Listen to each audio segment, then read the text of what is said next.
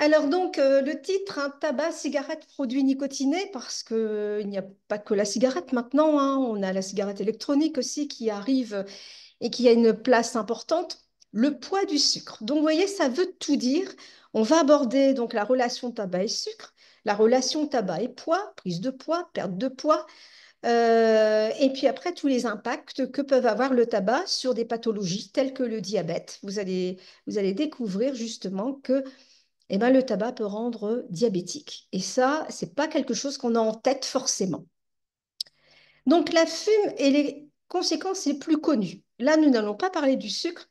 Je vais vous parler très vite et je vais pas, j'allais dire, passer un temps important pour vous parler de ça, mais ce qu'on sait de manière courante par rapport au tabac. Déjà, on sait que c'est 7000 substances toxiques regroupées en quatre grandes familles avec la nicotine qui rend addict, les goudrons qui donnent les cancers, le monoxyde de carbone qui donne des problèmes cardiovasculaires et les irritants qui vont donner comment dire, des inflammations bronchiques et qui peuvent aboutir finalement à une insuffisance respiratoire chronique, voire l'emphysème. Donc, les hydrocarbures vont passer dans le sang, vont se disséminer et vont aller malheureusement, comment dire, créer des mutations cellulaires un peu partout dans l'organisme. Donc, le tabac, c'est pas uniquement le cancer du poumon, le cancer du pharynx, ça peut être aussi le cancer du col de l'utérus, le cancer du rein, de la vessie. C'est vraiment disséminé. Les irritants, eh bien, nous avons un tapis mucocilié au niveau pulmonaire qui fait des ondulations et qui permet donc de remonter un peu toutes les poussières que nous pouvons inhaler pendant toute la journée. Ce tapis mucocilié, donc il y a des cellules à mucus qui vont sécréter et toute cette partie-là remonte. Donc on ne se rend pas compte, mais au cours d'une journée, ben, on déglutit un peu ce mucus avec cette poussière. On ressent ça quand on a une bronchite, parce que là, il y a beaucoup de mucus et notre tapis mucocilié fonctionne à plein régime. Quand on est fumeur, le tapis mucocilié ne fonctionne plus. Et les cellules à mucus, comme il y a une agression, vont beaucoup fonctionner. Si bien qu'on va se retrouver avec des bronches qui vont, j'allais dire, diminuer en calibre, parce qu'il va y avoir un mucus qui va les tapisser, et ça va nous mener à la fin, eh bien, à l'air qui aura du mal à sortir. Donc, on aura du mal à expirer. Et au bout du bout, eh bien, toutes les parties avec les alvéoles pulmonaires donc, vont claquer et ça va donner donc de l'emphysème, si bien que les surfaces d'échange entre le milieu alvéolaire et le milieu sanguin vont diminuer puisqu'il n'y a plus les alvéoles. Et donc, là, les échanges ne suffiront plus pour apporter l'oxygène et on va devoir donc enrichir cet oxygène avec une oxygénothérapie, parfois H24.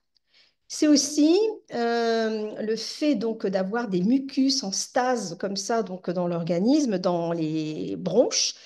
Eh bien, on va développer aussi un cancer bronchique. Donc, vous voyez, le cancer du fumeur, il a deux origines, les hydrocarbures et les irritants. La nicotine et le monoxyde de carbone. Donc, le monoxyde de carbone, ça a un impact cardiovasculaire et la nicotine en shoot aussi. Donc, le tabac inhalé, ça donne de la nicotine en shoot. Je dis bien en shoot, parce que la nicotine qui passe comme celle des patchs, qui passe en douceur, il n'y a aucun phénomène. Il n'y a pas de shoot de dopamine, il n'y a rien du tout. Donc, il faut vraiment que la nicotine arrive en shoot pour qu'il y ait de la dopamine et qu'il y ait accrochage. Donc, je fume, je prends de la nicotine en shoot et je vais avoir du monoxyde de carbone. Cette nicotine en shoot va stimuler les surrénales et donc va donner aussi, bien sûr, ça va donner des shoots de dopamine dans le cerveau, mais ça va donner aussi un shoot de catécholamine. Les catécholamines, c'est adrénaline, noradrénaline. L'adrénaline et la noradrénaline, eh bien, ce sont deux hormones qui vont augmenter la fréquence cardiaque, qui vont créer de la vasoconstriction et qui vont donner aussi une augmentation de la pression artérielle. Donc, finalement, les catécholamines font partie des hormones de stress. Sauf que là, la personne n'est pas stressée. Elle a simplement fumé. Alors, de ce fait-là, eh bien, on va avoir le tapis interne donc de nos artères, qui s'appelle l'endothélium, qui va s'abîmer. Et le fait qu'il s'abîme, le sang qui va circuler à l'intérieur normalement, l'endothélium, il est tout lisse et il est là pour que le sang ne coagule pas à l'intérieur des artères. Mais à partir du moment où il y a des lésions, parce que l'endothélium n'arrête pas de faire, j'allais dire, des vasoconstrictions et des vasodilatations à répétition, l'endothélium va vieillir prématurément, il va y avoir des lésions, et au niveau de ces lésions, eh bien, on va avoir, j'allais dire, euh, un caillot. Alors, reprenons notre tabac inhalé, la nicotine en shoot, là, on va avoir du monoxyde de carbone. On n'a pas de chance. Nos globules rouges qui sont là donc au niveau des alvéoles pulmonaires et qui attendent impatiemment l'oxygène pour pouvoir l'emmener au niveau de l'organisme, eh bien nos globules rouges lorsqu'ils sont en face d'une molécule de monoxyde de carbone, ils sont 250 fois plus attirés par le monoxyde de carbone que par l'oxygène. Donc, quand je fume, eh bien, je vais avoir mes globules rouges qui vont se charger, j'allais dire, de monoxyde de carbone. C'est ce qu'on appelle la carboxyhémoglobine. Et cette carboxy-HBCO, carboxyhémoglobine, eh bien, va donner donc une hypoxie. Alors, évidemment, l'organisme va souffrir. Et que va faire l'organisme? Eh bien, j'allais dire, comme je le disais à mes patients, il va aller voir le cerveau et il va lui dire, cette affaire-là, ça ne va pas. Nous avons besoin d'oxygène. Donc, le cerveau va s'adapter et va diligenter des globules rouges supplémentaires pour transporter de l'oxygène. Et c'est comme ça qu'on se retrouve avec une polyglobulie, c'est-à-dire donc une augmentation du nombre de globules rouges, une hyperplaquétose et une hyperfibrinémie. Tout ça fait qu'on a un sang beaucoup plus visqueux et, bien sûr, c'est aussi un facteur de thrombose. Donc, comme je dis à mes patients, une tuyauterie qui s'abîme à cause des spasmes, des vasoconstrictions, vasodilatations, plus une purée de poids qui circule à l'intérieur des vaisseaux, qui est devenu le sang, eh bien, on se retrouve donc avec des thromboses. Et ces thromboses, eh bien, selon l'endroit où elles se situent, on va avoir diverses pathologies. Comme si ça ne suffisait pas, le fait de fumer va donner aussi des troubles lipidiques. Et donc, on va avoir eh ben, une baisse des HDL, qui est le transporteur, j'allais dire, du cholestérol, mais qui le transporte au bon endroit. Hein, le HDL, justement, va sortir finalement le cholestérol de la paroi artérielle pour l'éliminer. Et comme par hasard, c'est le LDL, donc le LDL qui est alors on l'appelle le mauvais cholestérol. Non, c'est un transporteur qui, lui, va transporter le cholestérol du sang vers la paroi artérielle. Donc, on va se retrouver évidemment avec une dégradation aussi de l'endothélium, une desquamation et une agrégation plaquettaire. Voilà un petit peu l'aspect cardiovasculaire comme on en parle tout le temps, et ça c'est tout à fait vrai et ça le restera. En conséquence, on va avoir bien sûr une atteinte artérielle et la maladie des artères la plus courante, c'est l'infarctus du myocarde, l'AVC, mais on a aussi une atteinte au niveau, j'allais dire, distal, et on peut avoir donc des gangrènes, comme vous pouvez voir. Alors, les conséquences aussi sur la cavité buccale, eh bien, le fait de fumer va diminuer la sécrétion de salive. Donc, la salive, eh bien, elle protège, j'allais dire, notre bouche, nos dents, et elle permet aussi d'éviter la prolifération bactérienne et la formation de plaques dentaires. Donc, moins de salive, on va avoir une prolifération bactérienne de la plaque dentaire, on va avoir des caries, et bien sûr, comme nous avons une vasoconstriction, vasodilatation avec un sang hypooxygéné au niveau des gencives, eh bien, nos dents, il y a quand même une partie vivante. Eh bien, cette partie vivante va être moins oxygénée, va moins bien fonctionner. Et donc, on va avoir les dents qui vont se déchausser. Donc, donc des pathologies parodontales, on en a, gingivite, parodontite, et surtout, lorsqu'on fait des soins dentaires, ceux-ci vont être nettement moins efficaces, puisque la dent, la partie vivante de la dent est malade à cause du tabac, et puis en plus, il est hors de question de poser donc un implant, parce que celui-ci ne prendra pas.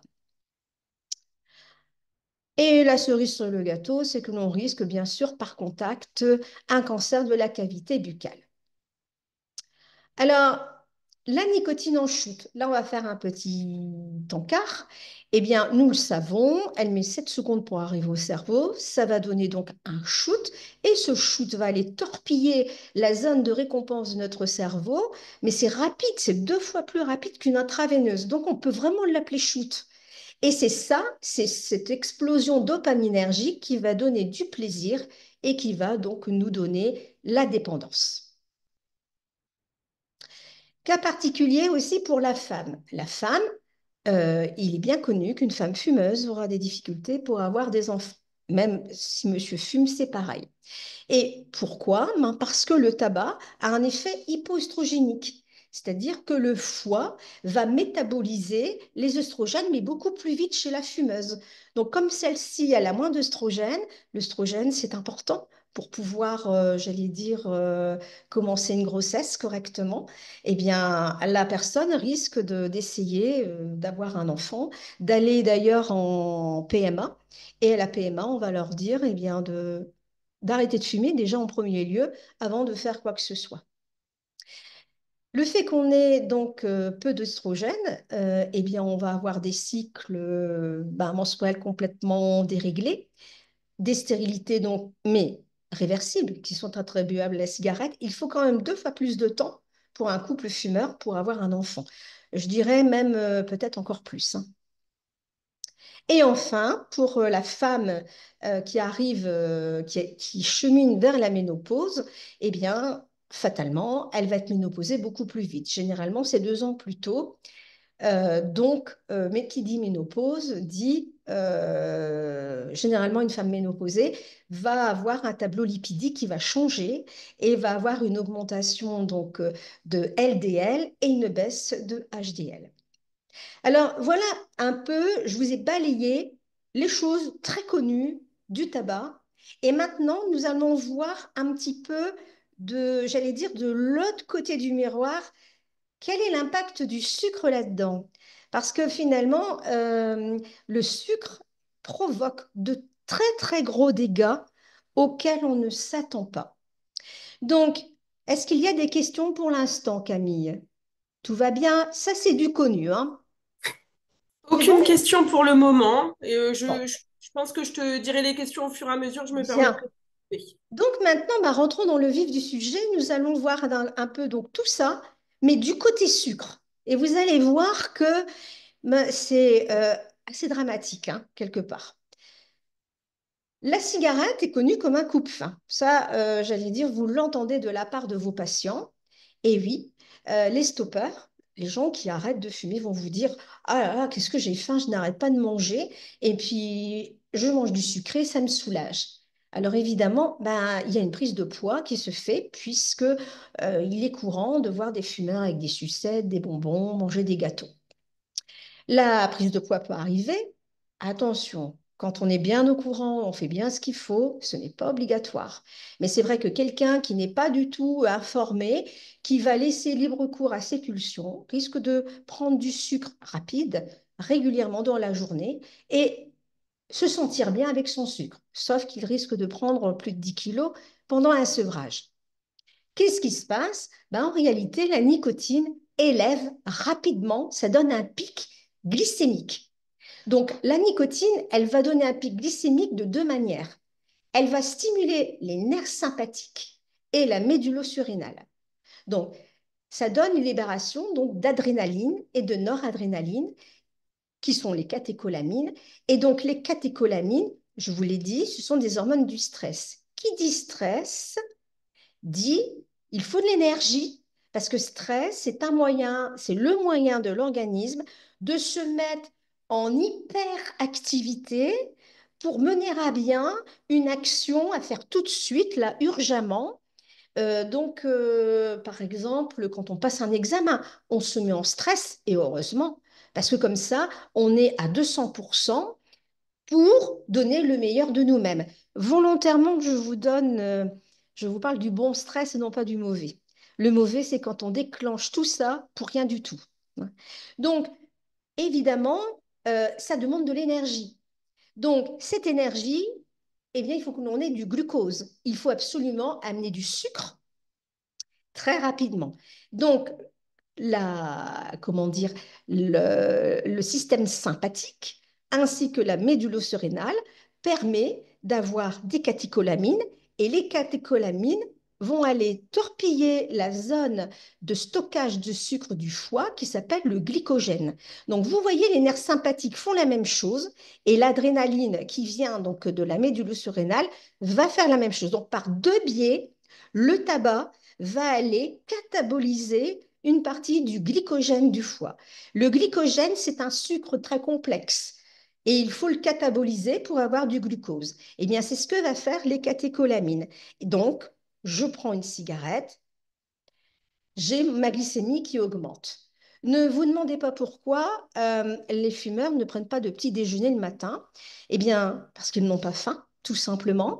S'ils prennent des cigarettes, une ou deux, avec un café, le café va aussi stimuler, j'allais dire, les catécholamines, un peu moins que le tabac, mais le fait quand même. Donc, café, tabac, bolus de catécholamines, et puis catabolisme du glycogène, et hop, on va avoir une poussée de glucose au niveau du sang. Le glucose augmente, la sensation de faim disparaît. Alors, la régulation glycémique chez le non-fumeur et le fumeur. Donc voilà, comment ça se passe dans notre organisme. Donc on va déjà voir chez le non-fumeur. Alors, loin de moi de vous faire un cours d'endocrinologie. Donc je vais vous donner vraiment les choses de manière très synthétique. Lorsque nous mangeons, notre glycémie va augmenter si nous mangeons donc par exemple du sucre, que ce soit complexe ou simple, et ça va stimuler la sécrétion d'insuline. Cette insuline, c'est une hormone qui est là pour enlever le sucre du sang et le stocker, parce que le sucre, une hyperélévation du sucre dans le sang, c'est toxique. Donc, il va faire en sorte de faire passer le sucre dans des organes dits cibles. Les cibles, donc voilà, je vous ai mis un petit schéma. Et donc, on voit du côté sanguin, bonjour, merci de laisser entrer le glucose, ça c'est l'insuline, et la paroi va s'ouvrir, et donc le sucre comme ça va pouvoir passer. Alors, pour diminuer le taux de sucre dans le sang, eh bien, l'insuline va se fixer, j'allais dire, sur les récepteurs cellulaires, j'allais dire des muscles et du foie. Et donc, au niveau du muscle, le glucose, grâce à l'insuline, va arriver et va se stocker sous forme d'ATP. Ça, voilà. Donc, c'est une source d'énergie qui appartient au muscle et que le muscle gardera pour lui. Pour le foie, eh bien, l'insuline va faire cheminer donc les molécules de glucose vers le foie. Le foie va ouvrir les vannes et va métaboliser tout ce glucose en glycogène. Et là, c'est notre petite réserve, j'allais dire, pour faire face aux imprévus. Euh, il est déjà arrivé qu'à l'heure du midi, on dit, oh, j'ai faim, et puis on peut pas manger. Et puis, 2 heures après, ben, on se dit, bon, j'ai plus faim, l'heure est passée. Ben non, c'est parce qu'il y a eu un catabolisme du glycogène, une partie, pour avoir un relargage de sucre au niveau du sang, et du coup, la faim s'est calmée.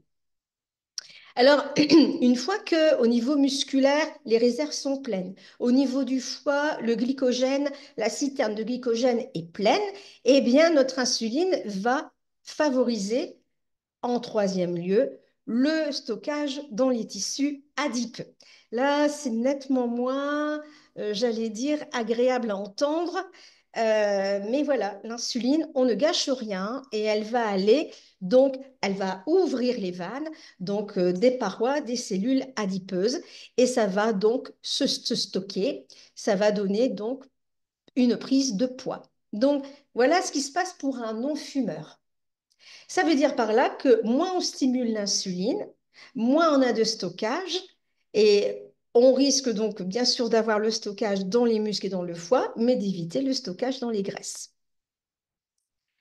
Alors, pour un fumeur qui s'alimente, un non-fumeur qui s'alimente avec beaucoup, beaucoup de glucides, eh bien, il va y avoir vraiment beaucoup, beaucoup d'insuline qui vont être débloquées. Et la conséquence, eh bien, c'est que nos organes cibles, ils vont dire, niet, on n'en veut plus. On ne veut plus de sucre. Donc, et on a ce qui s'appelle une résistance à l'insuline. Pourtant, l'insuline, c'est une hormone. Quand elle donne un ordre, l'organisme doit s'exécuter. Oui, mais si le foie dit j'en ai trop, si les muscles, l'ATP, je déborde, si les cellules adipeuses, alors c'est les cellules adipeuses périphériques, hein, c'est-à-dire tout ce qui est disgracieux, hein, nos fesses, nos cuisses, voilà, eh bien, elles disent ah non, c'est trop, c'est bon. Alors là, dans ces cas-là, nous avons une résistance à l'insuline qui se fait et le pancréas va sécréter, sécréter, sécréter, va réussir à faire stocker quand même l'excès de sucre ailleurs, mais j'allais dire, l'organisme va se mettre en hyper-insulinisme chronique. Donc, au bout d'un moment, le pancréas eh bien, va s'essouffler, évidemment. Lui, il n'est pas fait pour ça, hein. Et donc, à la fin, bah, le pancréas va dire ciao, c'est terminé. Et on a l'installation d'un prédiabète, voire d'un diabète. Voilà pour, comment dire, chez le fumeur, chez le non-fumeur. Alors, chez le fumeur, donc au niveau insulinique, c'est toujours la même façon, mais on a ce qu'on appelle l'installation d'une résistance à l'insuline et qui arrive quand même assez vite. Et c'est pas forcément parce qu'il mange beaucoup de sucre, parce qu'un fumeur mange pas du sucre plus que ça. Si, quand il arrête, mais pas quand il est fumeur. En réalité, lorsqu'il fume, je vous l'ai dit tout à l'heure, il stimule, j'allais dire, les médules surrénales et il donne des catécholamines, adrénaline, noradrénaline, mais va stimuler aussi la corticosurrénale qui donne la cortisone. Ces trois-là, cortisone, adrénaline, noradrénaline, ce sont vraiment des hormones du stress. Ce sont des hormones qui vont mettre du sucre dans le sang, qui vont aller chercher le glycogène, le cataboliser pour mettre du sucre dans le sang. Donc, quand je fume, eh bien, je vais avoir cette sortie, j'allais dire, ces hormones qui font l'inverse de ce que fait l'insuline. L'insuline, elle veut stocker. Et les hormones du stress, elles veulent sortir. Donc, il va y avoir finalement un rapport antagoniste entre l'insuline d'un côté qui veut stocker le sucre au niveau du foie, des muscles et des graisses, et les pics provoqués par la cigarette de cortisol et de catécholamine qui, eux, sont là plutôt pour déloger le sucre et donner de l'énergie pour répondre au stress. Sauf que là, c'est un faux stress. C'est un stress quand même, mais ce n'est pas un stress parce qu'on mène une action délicate pendant un temps donné. Non, c'est un stress qui est provoqué chimiquement à cause de la cigarette. Ça va toujours? Ouais. Donc voilà, donc on a cette espèce, alors bien sûr l'insuline et le cortisol, voilà, c'est un rapport frontal et c'est régulier, c'est comme ça toute la journée, hein. Alors, on a remarqué, ben voilà, je viens de vous le dire, comme quoi, donc les concentrations de catécholamine sont très élevées pendant la consommation de cigarettes et c'est un antagoniste de l'insuline. Donc, et l'insuline, il n'y a pas. Quand il y a trop de sucre dans le sang, elle va vouloir faire rentrer. Ah oui, mais comme on est stressé à cause de la cigarette, les catécholamines et la cortisol vont vouloir faire sortir le sucre. Donc, vous voyez un petit peu, c'est la cacophonie par rapport à ça. Mais toujours est-il, c'est que le pancréas va sécréter, sécréter, sécréter, sécréter. Et au fur et à mesure, eh bien, on va avoir une résistance à l'insuline qui va s'installer. Et donc, je vous ai mis la source. Alors là, cette résistance, contrairement aux fumeurs, c'est pas forcément parce que notre fumeur mange trop de sucre. hein. Il y a donc, bien sûr, cet antagonisme avec les catécholamines et le cortisol, mais il y a aussi d'autres hypothèses qui sont émises. Il semblerait que la nicotine va modifier le processus chimique des cellules, donc des cellules hépatiques, que ce soit les cellules musculaires, voire les cellules graisseuses périphériques, et que, eh bien, ils répondent moins bien à l'insuline. Alors, et le glucose, eh bien, va passer beaucoup plus difficilement. On ne sait pas tout, je vous l'ai dit, mais on a remarqué ça. Et donc, évidemment, l'insuline va être sécrétée en plus et ça va donc donner, j'allais dire, un hyperinsulinisme et quand même, en plus, avec une augmentation de sucre circulant. En plus, on a remarqué que le tabagisme provoque l'athérosclérose des vaisseaux. Ça, je vous l'ai expliqué au départ. Hein. On a donc des plaques d'athérome avec le cholestérol qui se fixent au niveau des artères. Donc ça, c'est toujours vrai. Eh bien, au niveau musculaire, si on a donc des vaisseaux qui sont porteurs d'athérosclérose, eh bien, on dira que l'insuline aura du mal à faire rentrer, elle passe par le sang, et elle va avoir du mal à passer la paroi et à faire passer finalement le glucose et faire en sorte que celui-ci soit capté par les hépatocytes, par les cellules graisseuses, voire par le foie. À chaque fois, je vous ai mis les liens, il suffira de cliquer pour avoir les articles qui parlent de ce problème-là. Alors, la résistance à l'insuline, comme je vous l'ai dit, euh, l'insuline va vouloir faire rentrer donc le glucose, elle n'y arrive pas, et donc elle va faire rentrer en priorité foie, muscle, et puis après la graisse, mais j'allais dire périphérique. Tout ce qui est disgracieux, c'est la graisse périphérique. C'est pas beau, c'est disgracieux, mais c'est pas dangereux. Et au bout d'un moment, comme ça sature, eh bien, il va falloir quand même stocker le sucre quelque part parce qu'on ne peut pas le laisser comme ça circulant dans le sang, eh bien, il va y avoir un stockage qui va se faire dans le tissu adipeux viscéral. Et le tissu adipeux viscéral, n'a rien à voir avec le tissu adipeux que l'on peut avoir donc, dans nos cuisses, nos fesses, etc. Le tissu, donc on va avoir, ça se trouve donc au niveau donc du, comment dire, du ventre. Donc on a une couche, j'allais dire,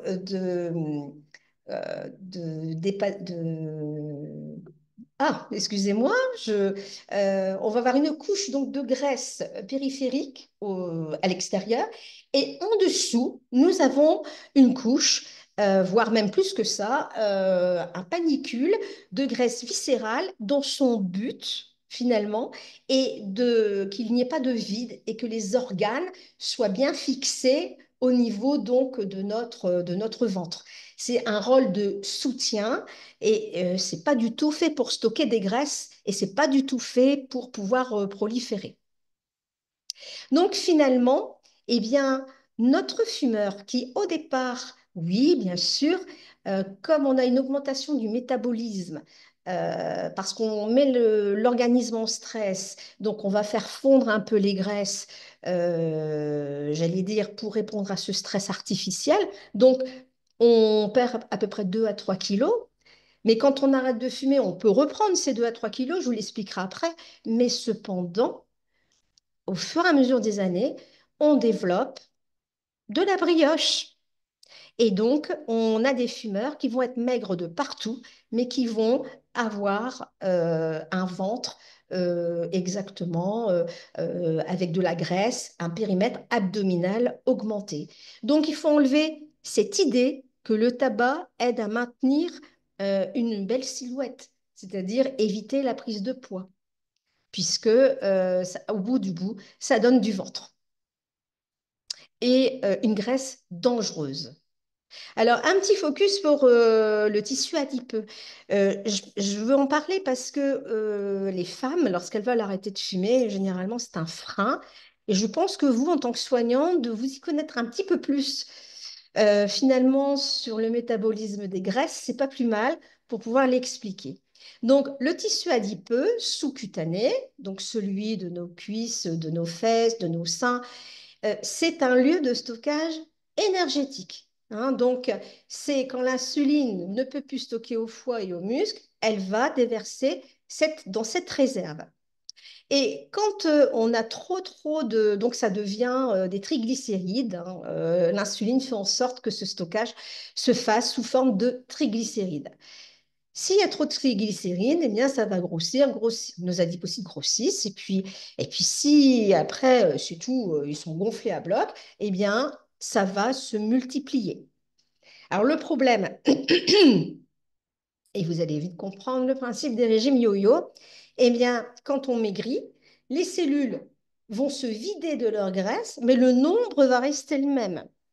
Donc, évidemment, dès qu'on va à nouveau remanger et dépasser un petit peu son régime habituel, on va à nouveau remplir le même nombre de cellules. Il n'y a qu'une seule chose qui permet de diminuer le nombre de cellules, le nombre d'adipocytes, c'est la liposuction. Le tissu adipeux viscéral, alors lui, il se situe, j'allais dire, il se situe donc au niveau de notre abdomen. Hein, c'est un rôle de fixation des organes. Il a un lien direct avec le foie. Hein, il est vraiment relié au système porte. C'est pas un lieu de stockage. C'est surtout un lieu vraiment de fixation des organes.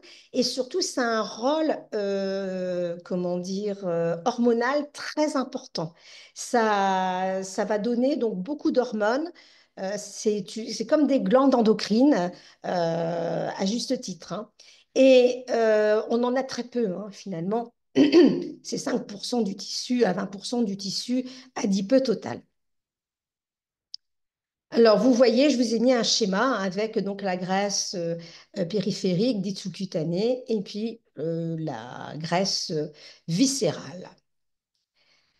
Voilà, donc cette graisse viscérale, c'est un siège de lipolyse intense et un renouvellement très rapide des acides gras qu'il stocke. Donc, et il a un rôle vraiment de glande endocrine. Hein. Alors, ces adipocytes qui sécrètent beaucoup d'hormones, c'est une faible réserve énergétique, mais néanmoins, comme elle a un rôle hormonal, elle peut libérer de l'énergie là, vite, tout de suite, quand on crée un stress dit métabolique, c'est-à-dire lorsqu'il y a un besoin intense à l'instant T, vraiment d'une énergie rapide. Donc là, c'est la graisse viscérale.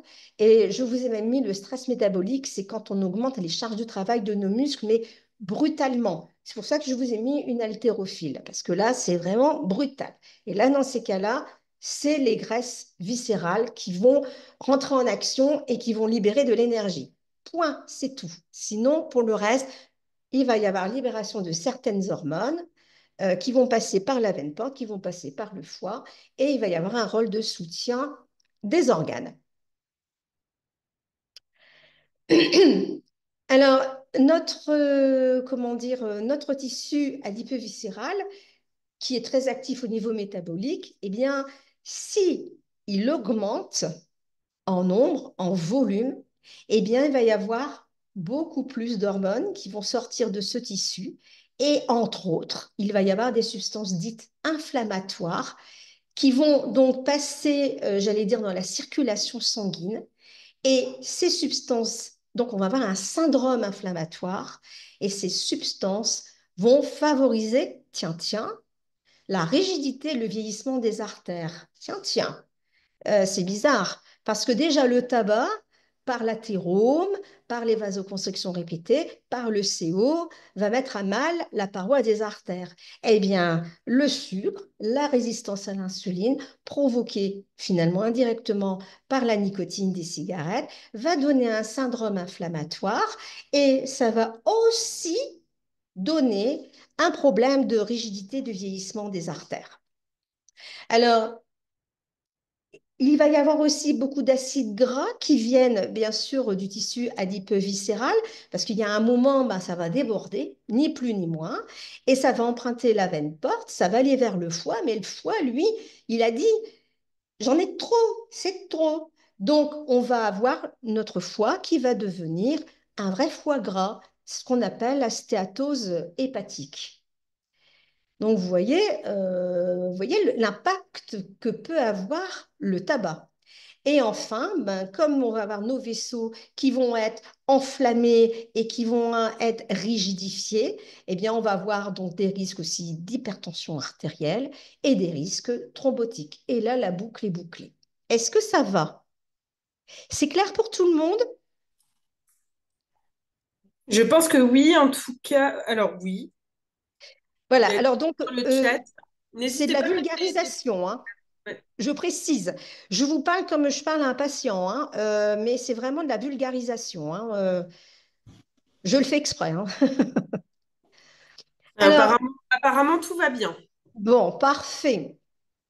Voilà le focus sur le tissu adipeux. Donc, bah, notre organisme fumeur qui a provoqué une résistance à l'insuline, qui a augmenté le panicule de sa graisse viscérale qui, au demeurant, est très active, soutient nos organes, et ça c'est très bien, mais quand elle augmente de volume, et ce qui n'est pas normal, eh bien l'activité donc hormonale de cette masse graisseuse va augmenter et elle va devenir pathogène puisqu'elle va donner un syndrome inflammatoire qui va rigidifier les artères, voilà.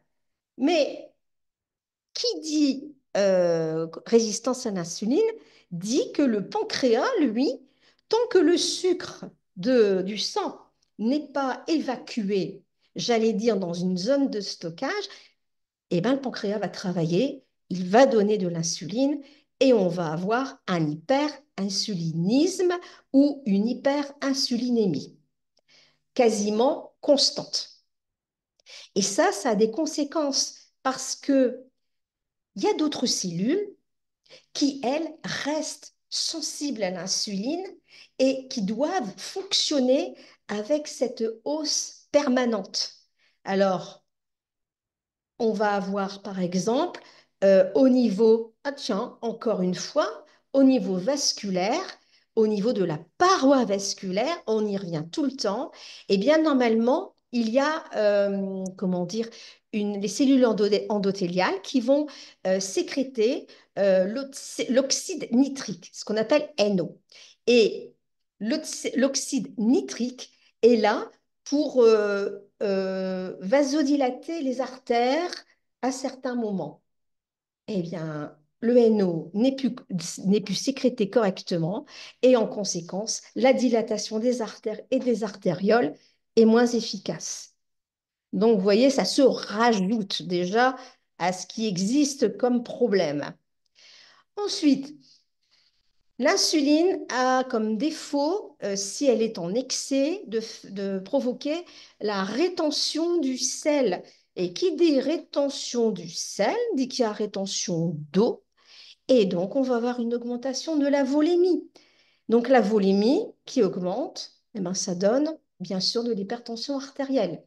Alors déjà, une volémie qui augmente avec des vaisseaux qui se rigidifient et qui sont où il y a de l'athérosclérose, enfin, vous voyez, c'est un cocktail Molotov pour avoir une pathologie vasculaire grave. Après, on a aussi les syndromes des ovaires polykystiques. Je vous ai dit au départ, on connaît l'effet, j'allais dire, du tabac sur les œstrogènes. Ça augmente le métabolisme du foie. De ce fait, il y en a moins. Eh bien, au niveau du sucre, au niveau donc de l'hyperinsulinémie, eh bien, on va avoir aussi, et ça c'est en plus, le syndrome des ovaires polykystiques. Donc, c'est la première cause d'infertilité chez la femme. Et cette pathologie, eh bien, c'est dû à un taux élevé de testostérone. Alors, vous allez me dire, qu'est-ce que ça vient faire là? Eh bien, au niveau de l'ovaire, normalement, on a de la testostérone et notre ovaire va transformer ça en œstrogène. Eh bien, cette transformation ne se fera pas s'il y a trop d'insuline dans le sang. Donc, on se retrouve avec une ovulation qui se fait, mais comme il n'y a pas d'œstrogène, eh bien, il ne va pas y avoir la maturation de l'ovule et on va se retrouver et donc expulsion d'un ovocyte pour aller se faire féconder, ça va rester donc au niveau de l'ovaire, ça va s'enkyster et on va avoir des tas de follicules immatures dans l'ovaire, comme on peut voir, avec des kystes. Et évidemment, on ne peut pas, on se retrouve avec aussi, j'allais dire, une stérilité, mais cette fois-ci qui n'est pas due au manque d'œstrogène parce que c'est métabolisé par le foie. Là, c'est le manque d'œstrogène qui n'est plus créé à partir de la testostérone à cause de l'hyperinsulinisme. Pour cette partie-là, est-ce que ça va? Ouais. Apparemment, tout va bien. On demande si Bon. le PowerPoint sera envoyé. Oui, oui, oui, oui, oui. Mais oui, Et il est documenté exprès, hein, de toute façon. Vous pourrez revenir comme ça. Donc, vous voyez, toutes les pathologies qui émanent du tabac que je vous ai dit au départ, eh bien, vous en avez certaines qui vont être, j'allais dire, accentuées à cause donc, de ce problème du relationnel entre le tabac et le sucre, hein. Alors maintenant, un autre aspect. Manger ou fumer, fumer ou manger. Alors, quand on parle de manger, moi souvent, quand je parle du fumeur qui en manque de nicotine, je dis on va essayer de trouver la dose de nicotine qui va le rassasier parce que le fumeur a faim de nicotine. Il faut savoir que le tabac, la faim, la soif, le besoin de nicotine, on est dans la même zone du cerveau qui est la zone reptilienne, la zone la plus primitive qui soit, si bien que le tabac devient un besoin autant que boire, manger, respirer. Alors c'est un besoin qui est, comment dire, interprété par l'organisme comme un besoin indispensable à la survie, comme boire, manger, respirer. Le cerveau, j'allais dire frontal, lui, c'est que c'est pas vrai, mais comme le tabac agit au niveau du cerveau le plus primitif qui soit, lui, le primitif, c'est un ordinateur de bord, il est bête et discipliné, et il a intégré une carte qui dit la nicotine est indispensable à ma survie. Si bien que lorsque la nicotine baisse, on a faim de nicotine et on va essayer de retrouver de la nicotine pour se rassasier. Alors, quand on voit les signes de faim et les signes de sous-dosage, enfin de manque lorsque on arrête de fumer, mais on constate qu'il y a beaucoup de points communs. L'hypoglycémie, c'est-à-dire quand on ne mange pas, eh bien, on a une sensation de faim qui est anormale. Le manque de nicotine, eh bien, on a une augmentation de l'appétit. On a très faim et on mange beaucoup si on ne fait pas attention. Il suffit de voir comment on est quand on fait un régime hypocalorique, hein, tout simplement. On est nerveux. De l'autre côté, avec le manque de nicotine, on va développer une certaine anxiété, une certaine fébrilité. Donc, on va être énervé aussi. On va être irritable. Donc, parce que, ben voilà, hein, on sent bien qu'il y a quelque chose qui ne va pas. Quelquefois, c'est pas forcément la faim qu'on ressent, mais on sent. Quand on fait régime, généralement, il ne faut pas venir nous chercher, on nous trouve, hein. Eh bien, c'est exactement la même chose. Notre fumeur, lui, va être irritable. On va avoir pour l'hypoglycémie, donc vertige, maux de tête. On peut avoir des visions troubles, hein. Quelquefois, on se dit, oh là là, je suis en train de faire une hypo, là. Hein, c'est tout à fait ça. Eh bien, quand on est en manque de tabac, ben, on se sent partir, quoi, hein. La concentration, c'est plus ça du tout. Et sensation de faiblesse et perte de l'équilibre, on peut avoir ça justement quand on manque de tabac. Quelquefois, on se sent plus très bien, on n'est plus du tout, on est en manque, quoi, littéralement. Donc vous voyez, il y a quand même beaucoup de points communs et c'est normal puisque ce sont des besoins fondamentaux, indispensables à la survie. Du moins, c'est intégré comme ça au niveau de notre cerveau reptilien concernant le besoin de nicotine. Si bien que eh bien, on commence à se poser des questions. Enfin, le professeur Robert Moulimar s'est dit que, il a inversé un peu les choses et il dit que certains effets psychoactifs de la nicotine pourraient être simplement liés à l'action hyperglycémiante de la nicotine. Vous pouvez remarquer, on fume beaucoup le matin. Au moment des pauses, je prends vraiment le tabagisme vraiment classique, 10-11 heures, à la fin du repas, et puis le soir. Et donc, on peut remarquer que c'est à des moments, souvent, où la glycémie est basse. Le matin, on n'a pas mangé, on prend une cigarette, la glycémie augmente, voilà, et on arrive à une glycémie tout à fait correcte. Au moment de la pause, vers 10-11 heures, pourquoi on prend une pause? On prend un petit café. Le petit café va augmenter nos catécholamines, qui va nous donner, faire sortir un peu de sucre du glycogène. Euh, ou bien on prend un petit biscuit, voilà. C'est la pause parce qu'on a une légère hypo, parce qu'on a 10-11 heures, voilà. Et si on prend une cigarette, on a le même effet aussi. Vous allez me dire, le repas du midi, après manger, c'est bizarre. On aime bien une cigarette. Je vous en parlerai plus longuement après, cette cigarette-là. Donc, on peut émettre comme hypothèse qu'il y a certains sujets dépendants qui finalement ont parfois des hypoglycémies peut-être un petit peu plus, je vais dire, fortes. Et avec le tabac, ils ont trouvé le moyen de lisser la glycémie durant la journée. Donc vous voyez, on ne parle plus forcément donc de dépendance à la nicotine, mais on parle en même temps, justement, par rapport aux horaires à laquelle les cigarettes arrivent, pourquoi on a envie de plus de fumer à certains moments de la journée et pas forcément à d'autres? Eh bien, parce qu'à certains moments de la journée, notre glycémie baisse un peu, ce qui est physiologiquement normal, et que la cigarette nous permet de passer cette période-là sans problème.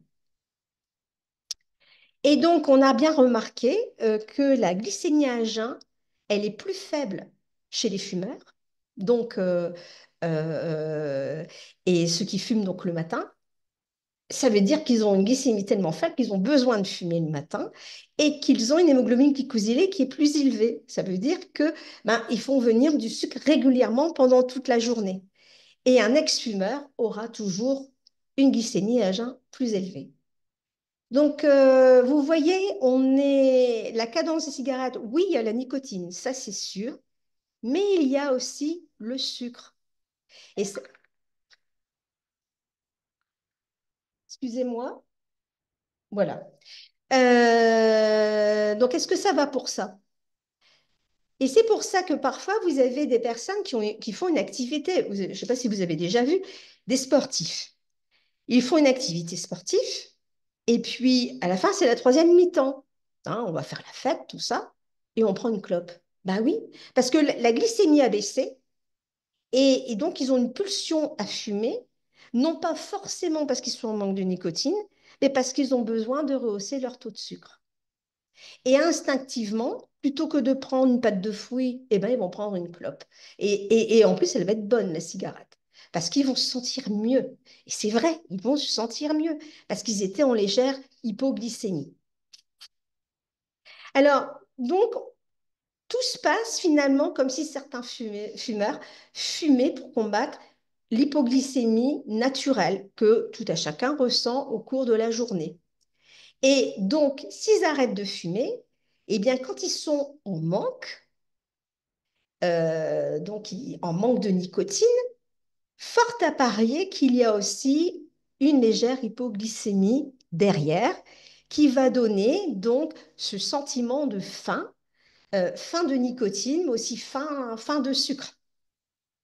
Et qu'est-ce qui fait qu'on a envie de fumer? C'est la baisse du sucre ou c'est la baisse de la nicotine? C'est les deux à un. Point d'interrogation. Tout ça, c'est un cocktail.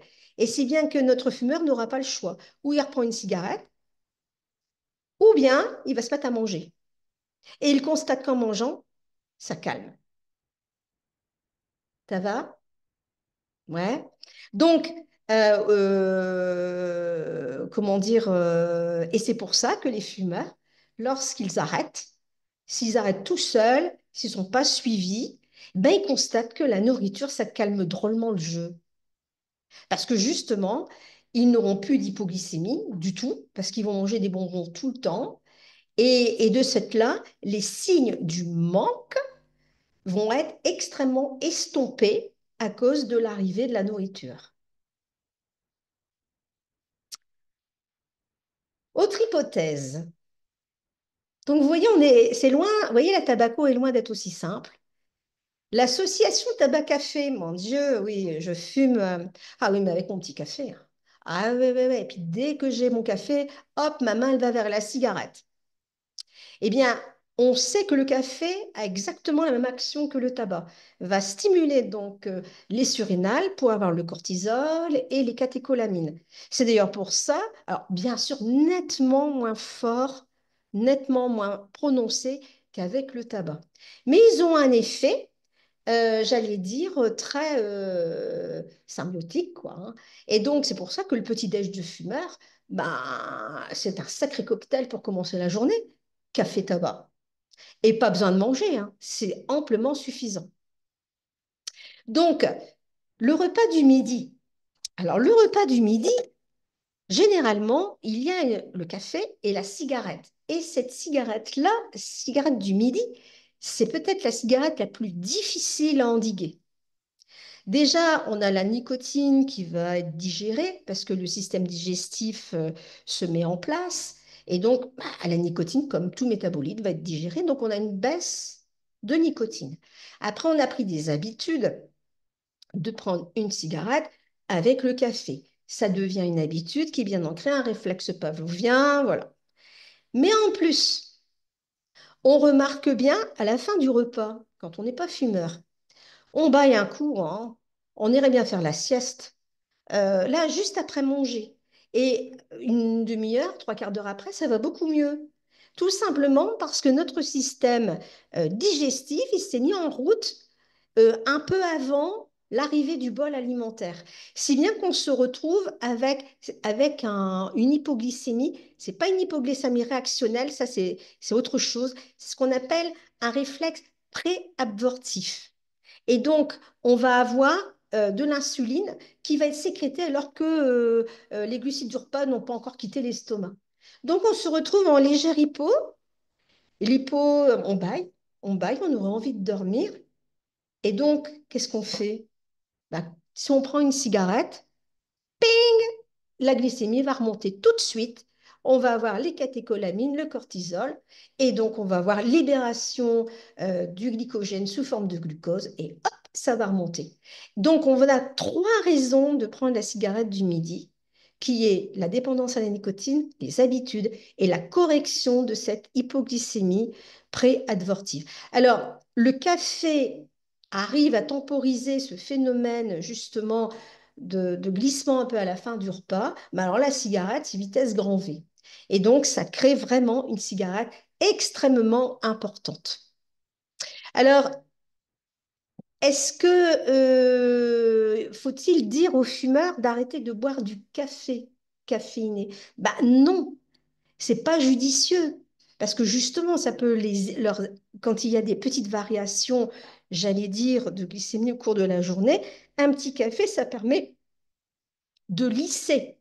Donc, peut-être qu'il vaut mieux conseiller aux buveurs de café de boire dans d'autres endroits, de bien prendre leur nicotine, j'allais dire pour pas être en manque, et de détricoter les réflexes tabac avec café, mais en aucun cas supprimer le café. Ce serait plutôt une erreur. C'est bon toujours? Alors, soit j'endors tout le monde, ou soit c'est captivant. Non, mais pourtant, on a pris. Enfin, moi, j'ai pris ma pause café, bon, sans clope, mais non, non, tout va bien. Tout T'inquiète. va bien. Ouais, Bon. dans le chat, tout va bien aussi. Donc, Alors, je il n'y a sais pas que de question. l'année dernière, quand j'ai fait ce diaporama, les gens ont été très surpris parce que on n'entend jamais parler du tabac sur ce biais-là, Ouais, alors tout qu'il le est, monde dit que c'est parfait, hein. Donc, voilà, c'est très alors que clair ce que tu es en train c'est de dire. fondamental. Mais on découvre le tabac autrement et on se dit, mais le tabac, ça fait des dégâts, mais alors là, c'est encore pire, quoi, si je puis dire, parce que on en parle peu déjà. C'est un sujet tellement complexe qu'on en parle peu. Et puis, j'allais dire, c'est muet, c'est sournois. On ne s'en rend absolument pas compte. Alors, lors d'un sevrage, eh bien, qu'est-ce qu'il faut faire? On va donner de la nicotine à bonne dose, on va rassasier, on va détricoter les réflexes pour débugger le cerveau et puis créer d'autres réflexes. Ça, c'est tout ce qui est thérapie cognitivo-comportementale. Mais ça ne suffit pas. Parce que parfois, on va vous dire, ah ben oui, mais j'ai des pulsions, waouh, là là là là là, au moment de la pause, c'est dur et tout. Pourtant, vous savez, j'ai changé d'endroit, je ne veux pas l'endroit où j'allais habituellement. Pourtant, ah bah oui, mais peut-être que la personne est en légère hypo. Donc, il faut déjà lui dire un petit peu, ben, vous avez mangé quoi le matin? Ah ben, comme d'habitude, j'ai pris mon café, mais je déjeune pas. Donc déjà, vous voyez, il va falloir inciter la personne à avoir un équilibre alimentaire qui va pouvoir maintenir l'équilibre glycémique le plus stable possible dans la journée pour éviter ces dénivelés. Donc, par exemple, le matin, eh bien, il va falloir prendre un petit déjeuner, mais attention, hein, pas des croissants et des petits pains au chocolat avec des sucres rapides. Non, il faut prendre des sucres à chaîne longue, des sucres complexes qui vont se cataboliser progressivement pendant toute la matinée et qui vont permettre d'attendre le midi sans fringale. Parce que s'il y a une fringale qui arrive, eh ben, il va y avoir une envie de fumer. Parce que notre cerveau, lui, il a vite intégré que moi, avant, quand j'avais une fringale, dès que je fumais, j'avais du sucre qui arrivait. Et du coup, ping, l'idée de la cigarette va arriver.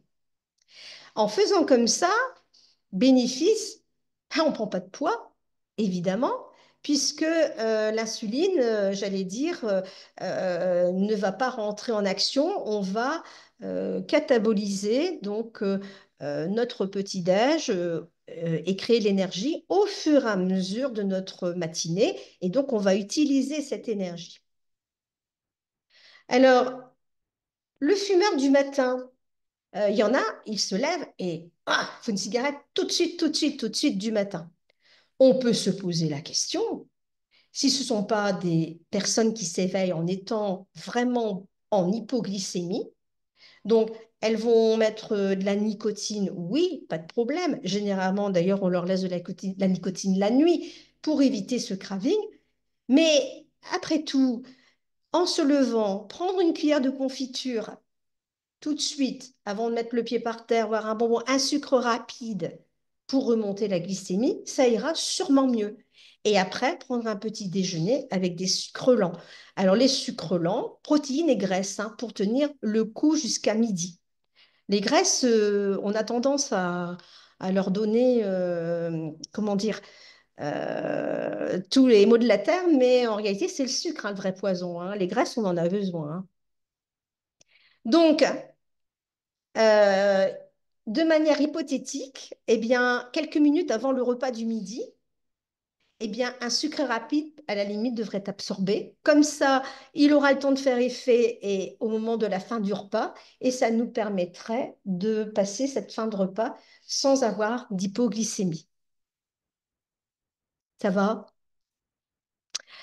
Finalement, ce que je suis en train de vous décrire, c'est l'équilibre alimentaire du diabétique, hein. C'est ce qu'on lui demande. Ce n'est pas un régime. C'est éviter justement, j'allais dire, l'insuline au max. On utilise vraiment ce que l'on peut d'insuline. Chez un diabétique, on ne va pas le bombarder d'insuline parce que sinon, il va manger et il va grossir. Donc, on essaye de trouver un juste équilibre, donner vraiment l'insuline nécessaire, mais il faut équilibrer l'apport alimentaire pour éviter justement d'avoir à utiliser plus d'insuline qui va stocker des graisses. Vous voyez, c'est vraiment l'équilibre alimentaire du diabétique. Donc déjà, prendre un petit déjeuner, faire 3 repas par jour, il faut absolument éviter les hypoglycémies. Il faut, c'est pas la peine de faire régime. Faire régime, ça va aigrir les gens, ça va créer des fringales, des frustrations, et après, là, on ne pourra plus se retenir, on se jette sur le sucre. Il faut utiliser il faut des glucides quand même, parce que les glucides, c'est de l'énergie. Donc, mais des glucides complexes. Alors évidemment, dans l'absolu, le pain complet, le riz complet, les pâtes complètes. Bon, mais enfin, bon, même si c'est du blanc, j'allais dire, du riz blanc ou j'allais dire des pâtes, c'est mieux que de manger des biscuits, des gâteaux, que sais-je encore. Il y a, si on est à court d'idées, il y a les idées menus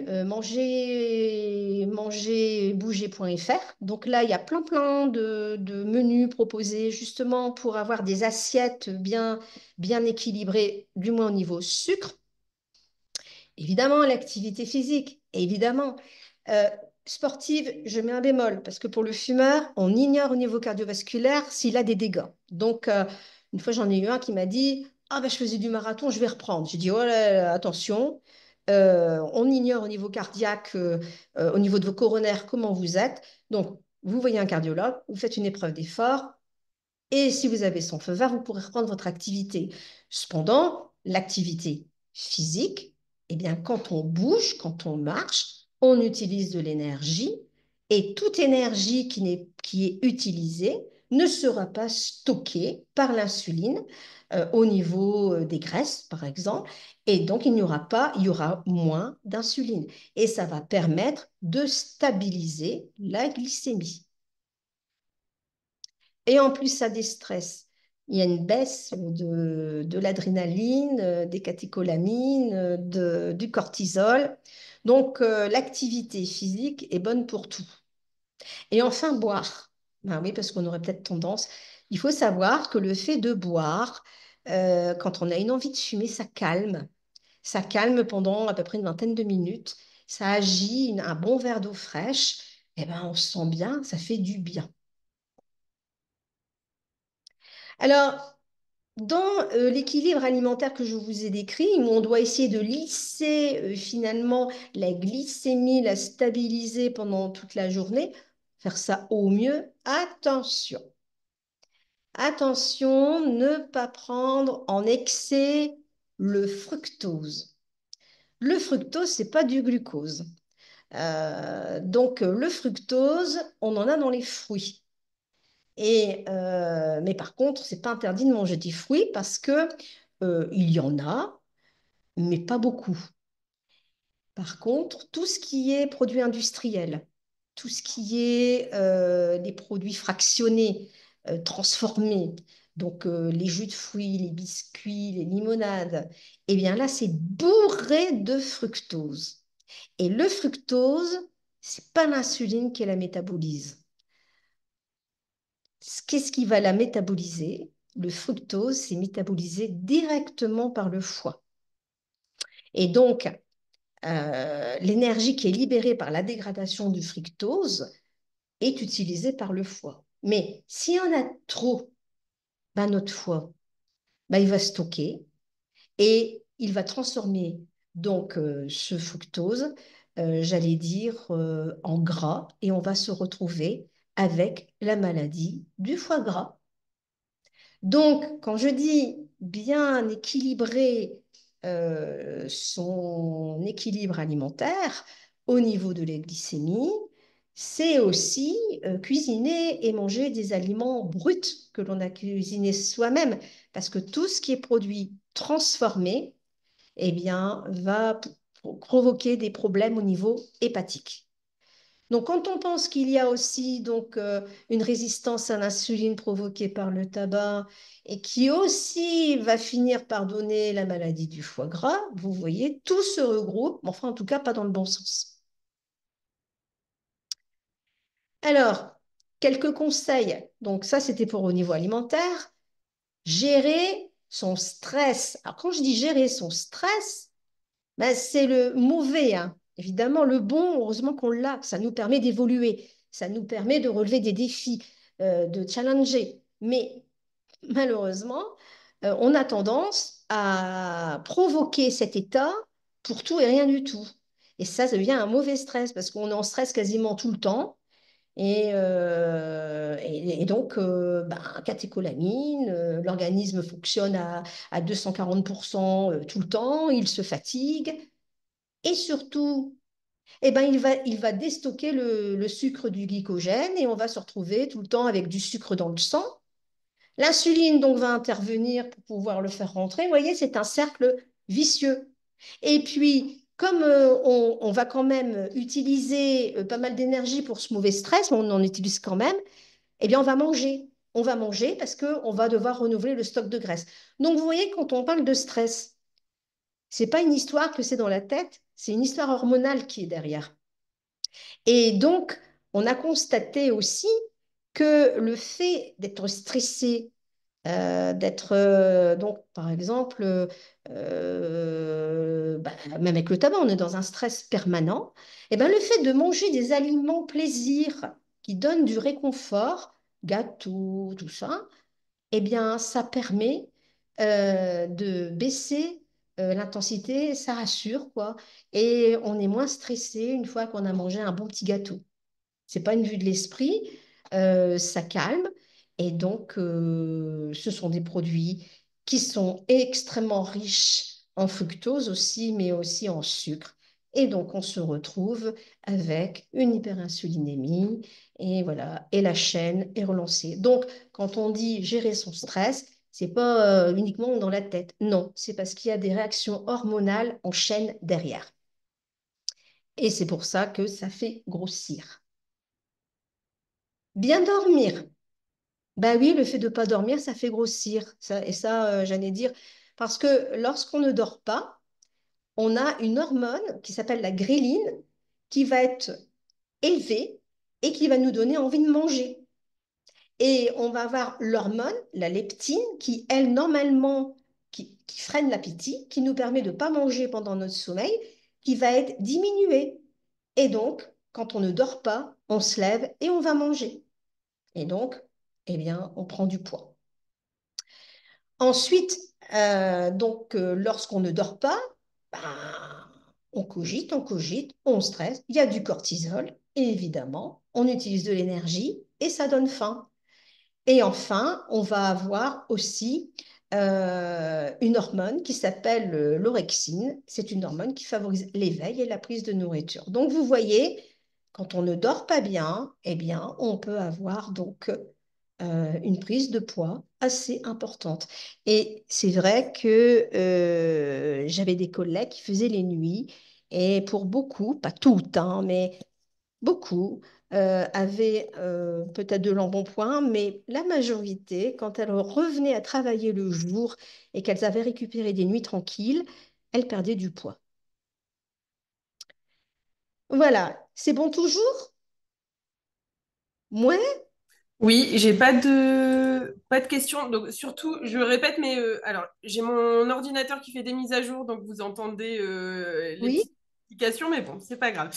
Ouais, n'hésitez pas à poser les questions dans le chat hein, si vous avez des questions au fur et à mesure. Hmm. Alors, donc, nous arrivons à la troisième partie, tabac et diabète, deux maladies chroniques syndémiques. Syndémique, ça veut dire l'intrication finalement de deux maladies qui s'aggravent réciproquement. On sait qu'au niveau vasculaire, un diabète va rigidifier les artères, va donner des troubles métaboliques, le tabac aussi, comme je viens de vous le décrire, et tout ça, ça va donner un tableau qui va devenir assez grave au niveau vasculaire. Donc, on sait que le tabagisme actif et passif est diabétogène. Je vous ai mis l'article passif aussi. Donc, il y a donc des remaniements hormonaux qui se font même si euh, on subit le tabagisme de son partenaire. Donc, les fumeurs ont plus de risques qu'un non-fumeur de développer un diabète de type 2, non insulinodépendant. Et on a montré, au niveau d'Amélie, en 2022, des études épidémiologiques ont montré que le risque de développer un diabète de type 2 augmente de 37 à 44% chez le fumeur par rapport au non-fumeur. Donc c'est quand même énorme. Mais je crois que maintenant, vous avez compris pourquoi. C'est à cause, finalement, comment dire, de la résistance à l'insuline qui va donc donner l'hyperinsulinisme. Et l'hyperinsulinisme, ben, au bout d'un moment, le pancréas, c'est tout, il ne sécrète plus et il dit stop. Et on se retrouve avec un diabète. C'est proportionnel au nombre de cigarettes fumées.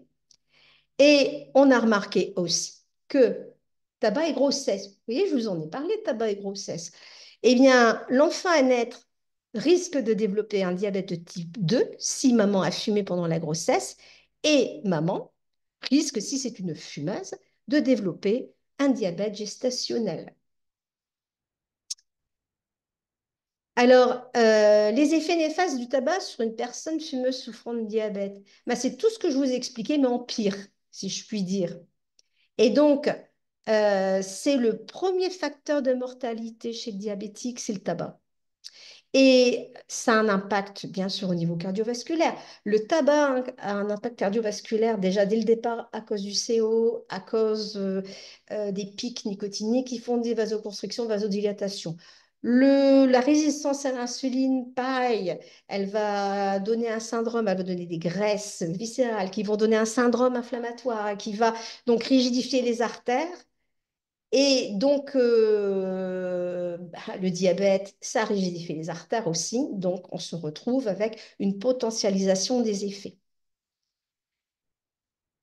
Quand on fume, on a une augmentation, donc on a une sortie massive de glucose qui est due au catabolisme du glycogène.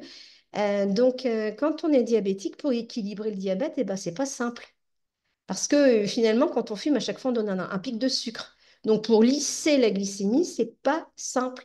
Si bien que lorsqu'un fumeur arrête le tabac et qu'il est diabétique, et s'il reprend donc une hygiène alimentaire qui permet de bien lisser sa glycémie, souvent, on diminue le traitement du diabète, voire on diminue l'insuline.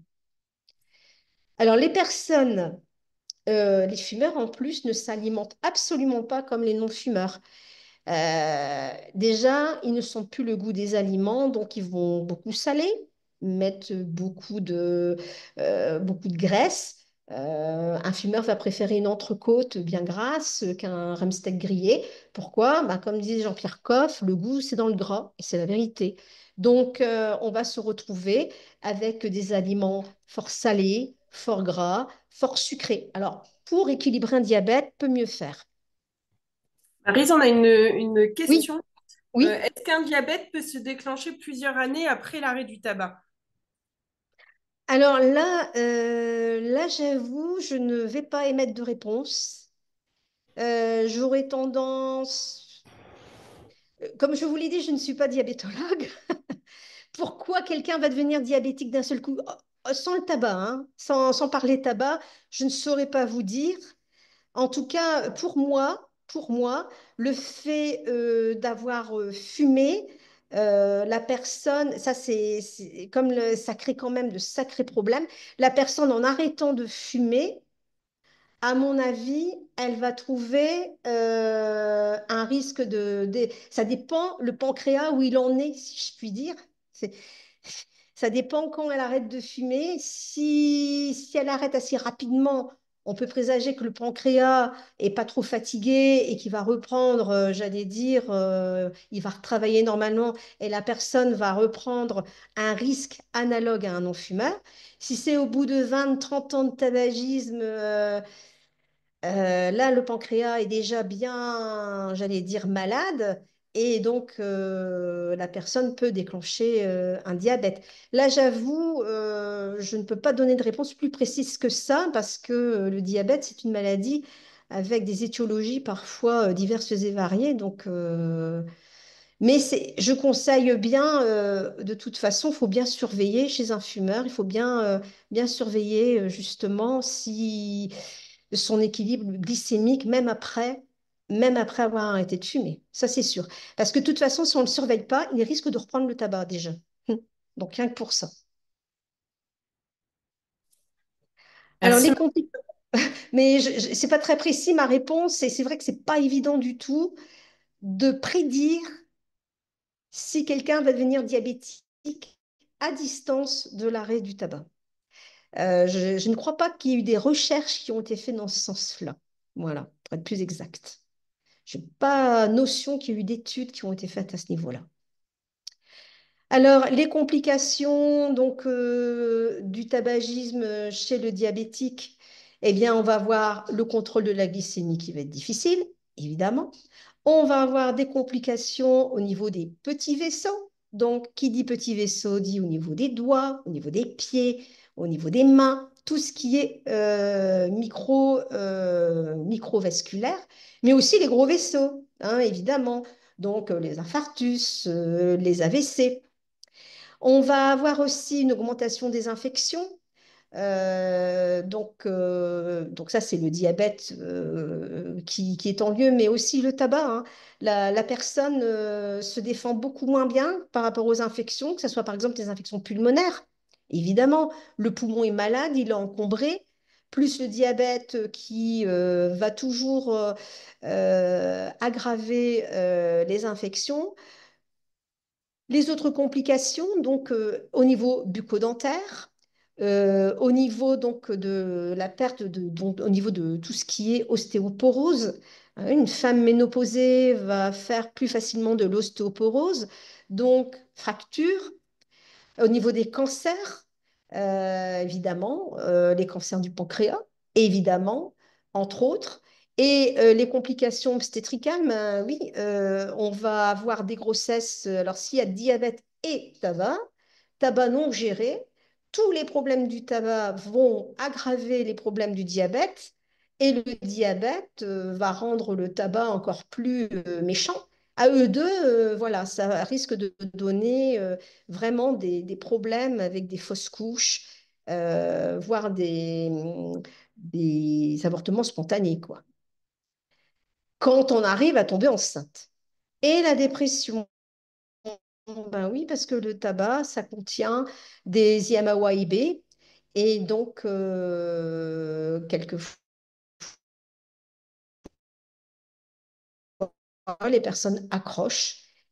Et le diabète aussi, on peut avoir des épisodes de dépression. Ben, on risque d'avoir ce qu'on appelle le burn-out du patient, le patient qui en a marre, quoi. Et ajouté avec l'aspect du tabac, donc voilà, c'est un risque qui est majoré. La prise en charge, alors je ne vais pas parler de la prise en charge du diabète. Je ne suis pas diabétologue, mais par contre, la prise en charge du fumeur qui est diabétique.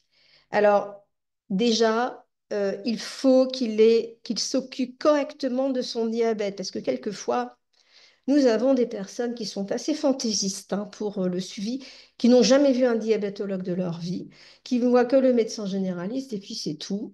Et ils font tout et n'importe quoi. Et donc, il faut absolument qu'il y ait une prise en charge. Vraiment, on va mettre tout à plat au niveau du diabète. Donc, il m'était arrivé de donner un rendez-vous avec un endocrinologue, voire diabétologue, à la sortie de la consultation tabaco. Et nous, on s'occupait donc du sevrage tabac. Tabac Info Service peut donner des aides lorsque un diabétique veut arrêter de fumer.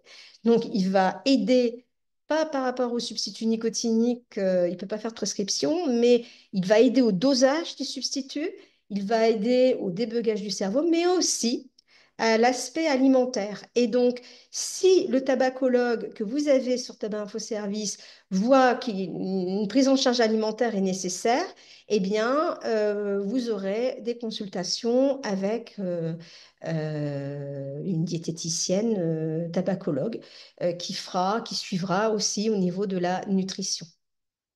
Et toujours, bien sûr, les idées menus de mangerbouger.fr. Alors, petit conseil, les personnes atteintes de diabète, on sait qu'elles métabolisent plus vite la nicotine. Donc, ça veut dire que souvent, eh bien, les doses de nicotine seront amenées à être plus importantes.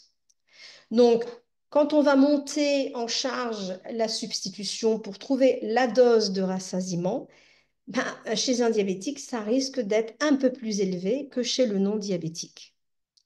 Il faut surveiller bien sûr la glycémie plus pendant le sevrage parce que là, il n'y aura plus les pics d'adrénaline, de cortisol. Donc, il n'y aura plus le déblocage du sucre, du glycogène. Et donc, il n'y aura plus ces pics de glycémie. Donc, la personne risquera d'être plutôt en hypoglycémie. Donc là, le traitement sera réajusté et bien sûr, motivé pour suivre les conseils hygiéno-diététiques que j'ai cités tout à l'heure. Euh, J'insiste, ce n'est pas un régime, c'est bien un équilibre alimentaire qui permet de lisser la glycémie pendant toute la journée. Il y a aussi d'autres interactions, tabac et sucre. Et alors là, je crois que je vais vous faire sourire. Donc, il y a des mécanismes centraux.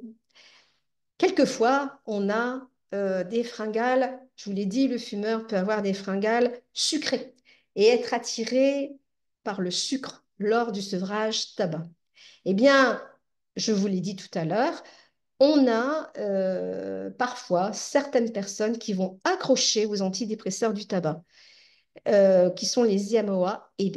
Et ces personnes-là, quand elles vont arrêter de fumer, eh bien, elles vont, la béquille antidépresseur, eh bien, elle va être enlevée.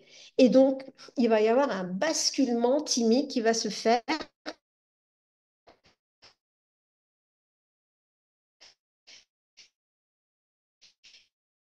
Et la personne va se retrouver que elle commence à avoir des fringales sucrées. Et que lorsqu'elle mange, eh bien, le moral, il est meilleur.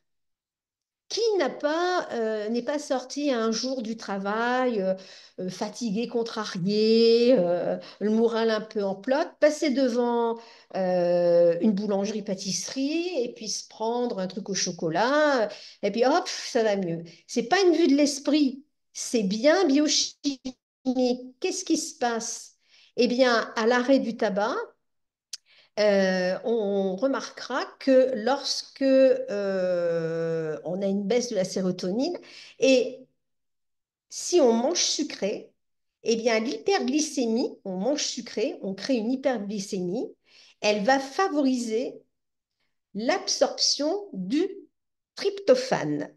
Alors, et cette absorption, le tryptophane, c'est le précurseur de la sérotonine. Et la sérotonine, c'est notre neuromédiateur de l'humeur. Si on n'a pas assez de sérotonine, si on arrive à faire l'absorption de tryptophane, on va avoir une augmentation de la sérotonine et on aura un meilleur moral. Donc, c'est quoi le tryptophane? Ben, c'est un produit qui est précurseur de la sérotonine et donc il favorise un bon sommeil et lutte contre les troubles dépressifs. Et là où c'est assez marrant, quoi, c'est apporté exclusivement par l'alimentation. Ça passe difficilement dans le cerveau, sauf si on est en hyperglycémie. Donc, je prends du sucre, j'ai pas le moral, je prends du sucre, je me mets en hyperglycémie, j'ai mangé quelque chose qui m'apporte du tryptophane. Ce tryptophane va pouvoir passer la barrière, je dirais, du cerveau et se transformer en sérotonine. Donc, il faut deux choses, hein. Il faut prendre du tryptophane et il faut se mettre en hyperglycémie. Et où trouve-t-on du tryptophane? Le riz complet, les produits laitiers, tiens, le chocolat noir, la banane, donc, et puis les fruits à coque. Alors, je me suis demandé si la recette du bonheur, c'était pas une banane trempée dans du chocolat arrosé de quelques noisettes. En tout cas, lorsque nous allons chez le pâtissier, nous faisons deux choses. Nous prenons souvent, donc on peut prendre quelque chose soit avec des noisettes ou du chocolat, et en plus, donc il y a des tryptophanes dedans, et en plus, on s'en met en hyperglycémie, ce qui permet le passage du tryptophane et le rehaussement, ce rehaussement finalement de la sérotonine. Attention au switch tabac-sucre aussi, parce que lorsqu'on consomme du sucre, eh bien, on a un shoot qui arrive au niveau du cerveau, qui va aller torpiller la zone de récompense et on va avoir un shoot de dopamine, comme avec le tabac. Et donc, c'est pour ça que quand la personne a des envies de fumer, elle est peut-être en manque de nicotine. Et donc, c'est-à-dire qu'elle a besoin d'avoir la nicotine pour avoir de la dopamine. Et puis, peut-être aussi qu'elle est en hypoglycémie. Quand elle mange, elle chante la dopamine, elle va directement créer le shoot de dopamine et elle va corriger l'hypoglycémie. Elle est pas belle, la vie. Sauf que ça fait des kilos en plus.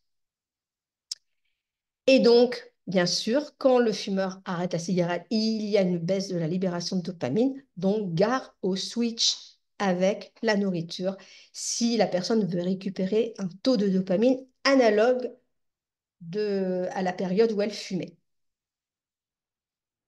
C'est ce qu'on appelle la compensation. Donc, Maryse, il y a une remarque, question. Oui, question, ouais.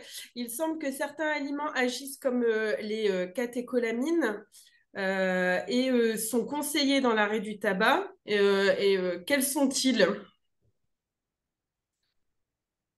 j'ai pas compris la question. Il me semble que certains aliments agissent comme les catécholamines et sont conseillés dans l'arrêt du tabac. Quels sont-ils? Est-ce que vous pouvez peut-être préciser Ils votre stimulent, demande? parce que les catécholamines, il faut comment dire, les stimuler le moins possible, du moins le moins possible gratuitement. Ça se stimule quand on est en état de stress, mais quand vraiment c'est nécessaire. Mais moins on les stimule, mieux c'est. C'est pour ça que, comme tout s'intrique l'un dans l'autre, mais moins on les stimule, mieux c'est. Parce qu'en les stimulant, on va débloquer du sucre qui va débloquer de l'insuline.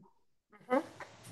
Donc, je dirais, il faut alors des aliments qui vont donner, qui vont stimuler les catécholamines, à part le café qui le fait un petit peu moins, je n'en vois pas d'autres.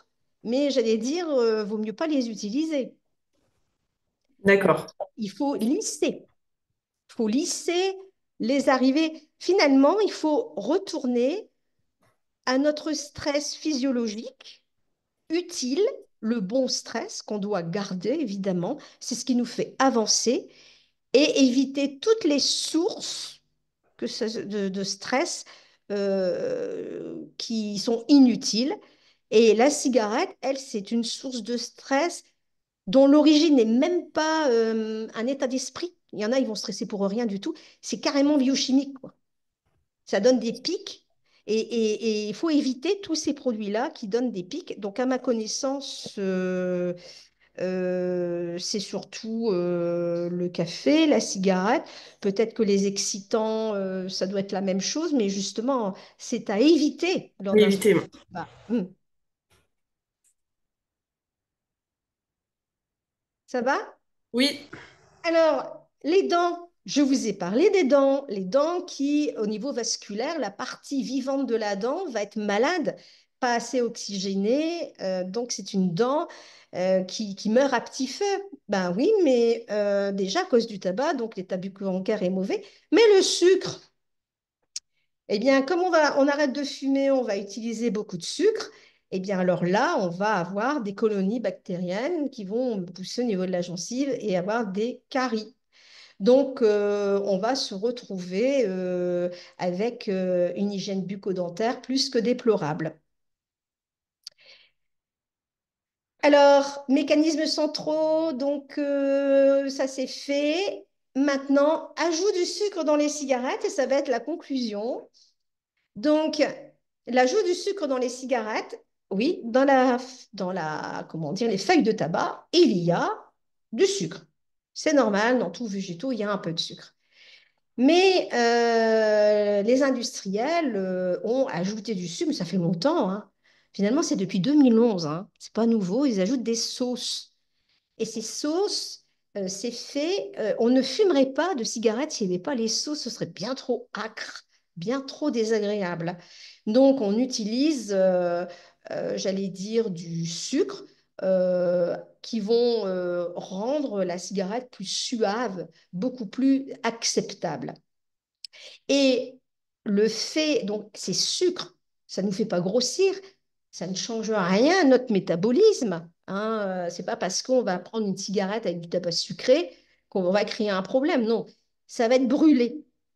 Voilà. Et le fait d'être brûlé, on va avoir beaucoup plus d'acétaldéhyde. Et l'acétaldéhyde, je vous le paye en mille. C'est quoi l'acétaldéhyde? Eh bien, c'est équivalent à un des IMAO les plus puissants qui soient, un antidépresseur. Donc, on dit qu'il y a des antidépresseurs dans la fumée de cigarette. Eh bien, elle vient tout simplement du sucre qui a été rajouté, j'allais dire, dans le tabac.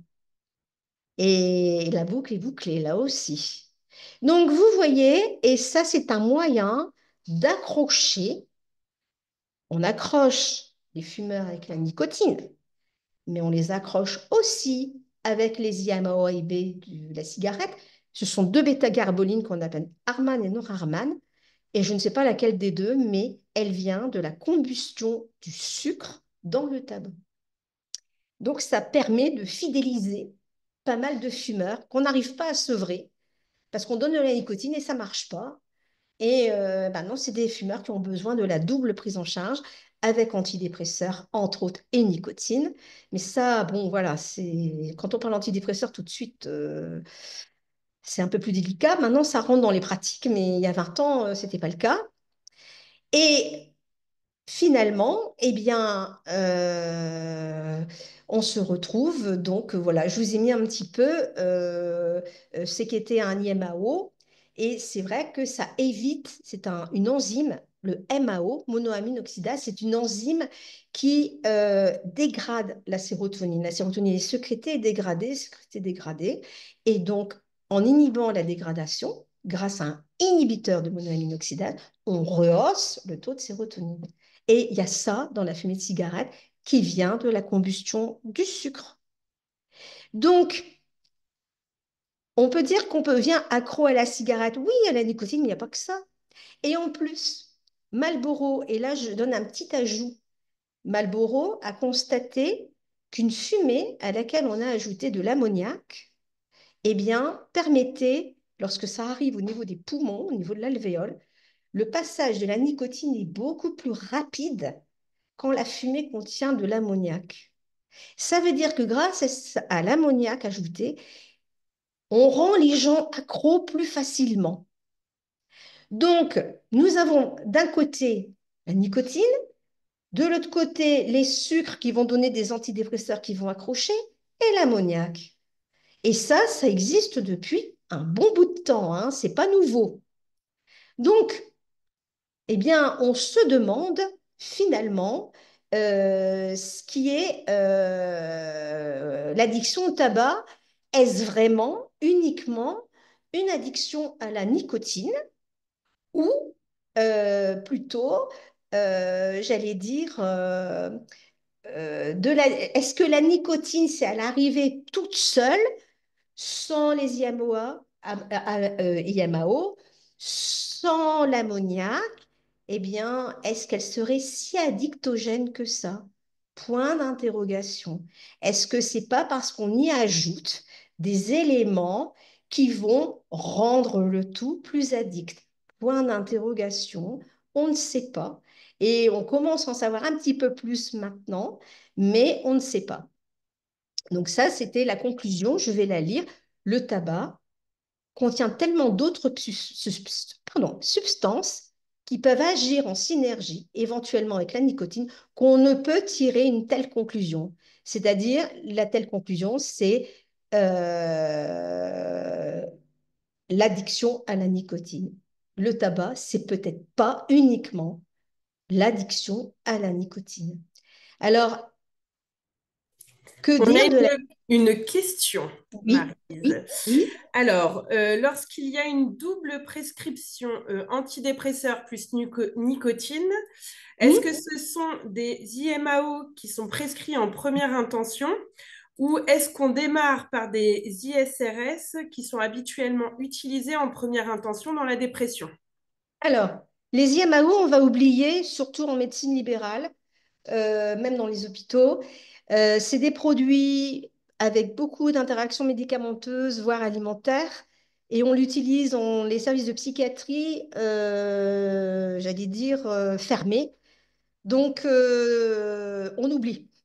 Alors, quand je vous ai dit, le cerveau sécrète de la sérotonine et il y a une enzyme qui dégrade, ça sécrète, ça dégrade. En réalité, la baisse de la sérotonine, elle est à deux niveaux. Il y a l'enzyme d'un côté et il y a une recapture de la sérotonine qui se fait. Et on est développement durable dans le cerveau. On recapture et on remet en circulation. Et donc, on ne va pas donner d'IMAO. Ça, c'est clair, c'est non, jamais. De toute façon, même dans les pharmacies, ils ne le donneraient pas, je crois. Euh, Par contre, on peut donner un inhibiteur de la recapture. Et donc, la recapture ne se faisant pas, la sérotonine reste en jeu et, et on va rehausser, donc, inhibiteur de recapture de sérotonine, IRS, et les grands classiques, c'est Prozac, Deroxate. Alors, après, ça peut être... donc, c'est la première et l'unique intention, d'ailleurs, c'est de donner un IRS.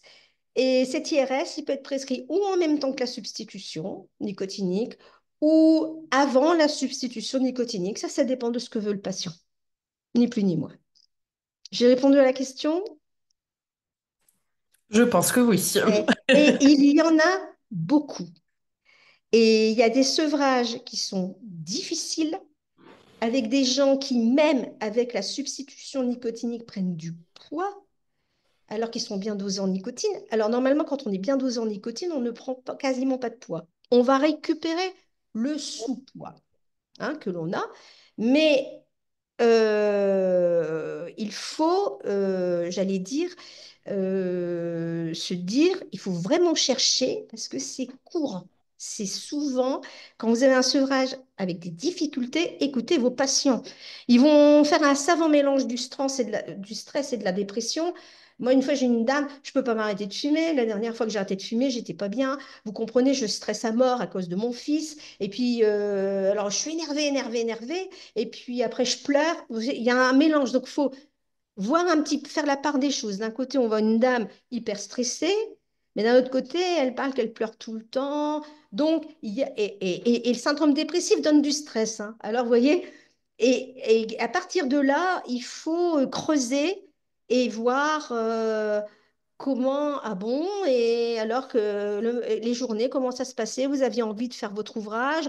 Oh ben non, hein, j'avais plus envie de rien. Et là, la personne, elle va s'engouffrer et elle va le dire. Donc, il faut vraiment, vraiment. Alors, il y a le test HAD qui existe.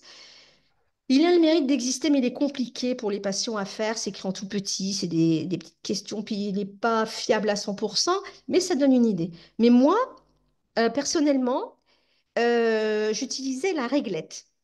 Et je disais, pour votre morale, quelle note mettriez-vous entre 0 et 10? 0, j'ai pas le moral. 10.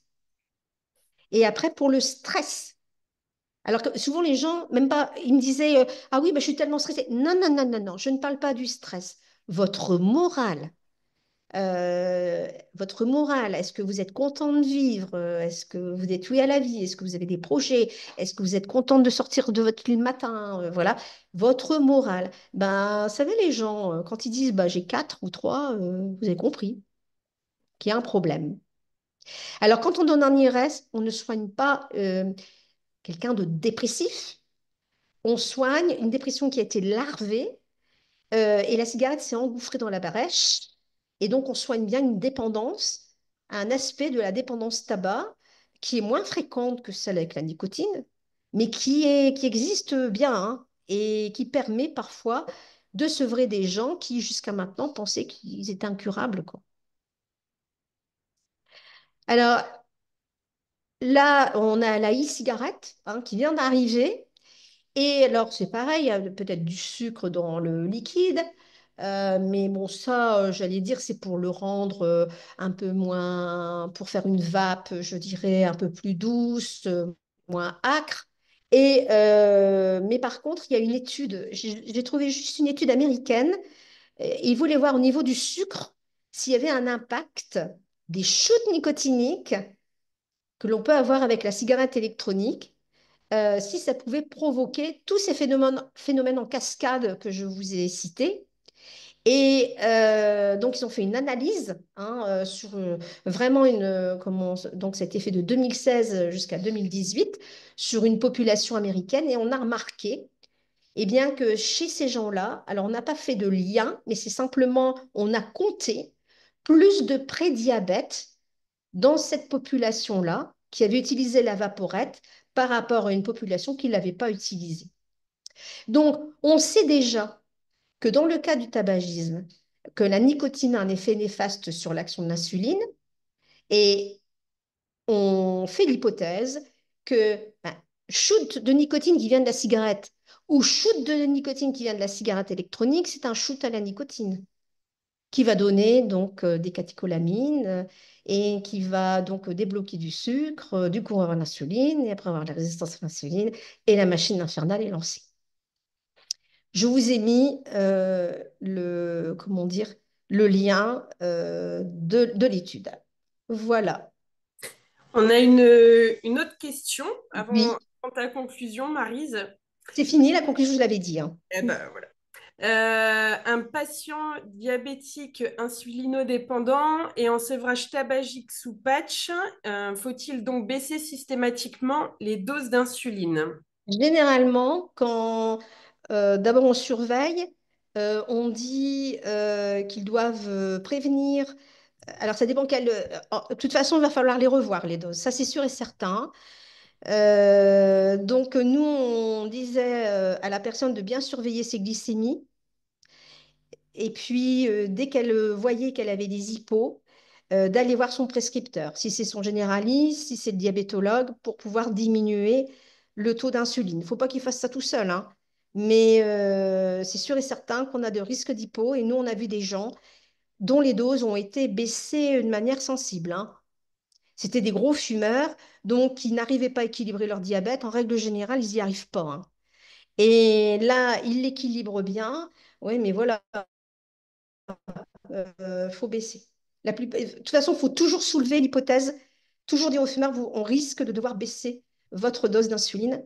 Donc, il faut qu'il se surveille et qu'il aille voir son médecin dès qu'il constate des hypoglycémies.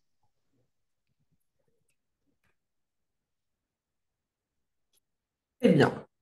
Merci beaucoup. Alors, je suis en train de mettre les liens pour l'évaluation derrière. C'est pour ça que je suis en train de faire des copier-coller. Je ne sais pas si vous avez encore d'autres questions pour Maryse. Voilà, on a encore 5-10 minutes devant nous. Donc, surtout, n'hésitez pas pendant que Maryse est présente pour poser vos questions. Je vous laisse quelques secondes pour taper dans le Je chat. suis dans les temps. Très bien, Maryse. Alors, je sais bien que c'est un sujet déstabilisant, hein. Ouais. Hein, c'est déstabilisant. Donc,